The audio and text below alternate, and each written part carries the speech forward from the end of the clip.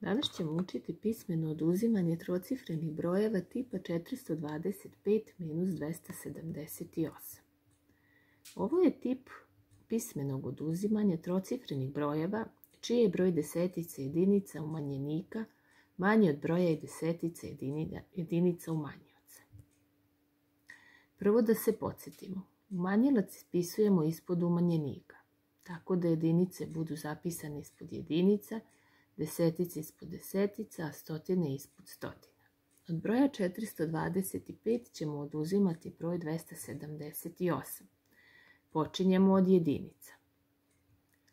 Od 5 se ne može oduzeti 8, zato ćemo pozajmiti jednu deseticu, pa ćemo imati 15 jedinica, a više nećemo imati 2 desetice nego jednu deseticu.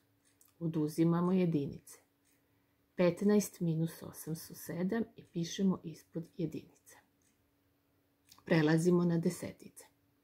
Od 1 se ne može oduzeti 7, zato ćemo pozajmiti jednu stotinu, pa onda više nećemo imati jednu deseticu nego 11 desetica. Više nećemo imati 4 stotine, nego će se smanjiti i imat ćemo 3 stotine. Oduzimamo desetice.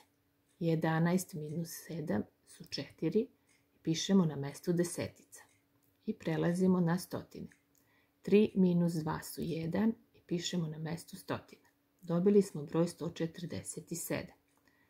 Sada ćemo to još vidjeti na jednom primjeru. 834 minus 637. Krećemo od jedinica. Od 4 se ne može oduzeti 7, zato ćemo pozajmiti jednu deseticu, pa ćemo imati ovdje 14 jedinica, a desetice će se smanjiti i imat ćemo 2 desetice.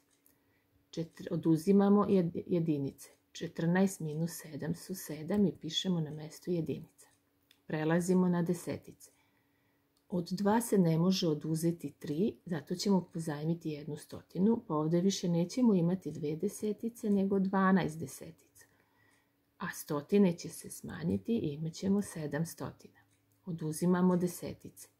12 minus 3 su 9 i pišemo ispod desetica. I na kraju oduzimamo stotine. 7 minus 6 su 1 i pišemo ispod stotine. Dobili smo broj 197.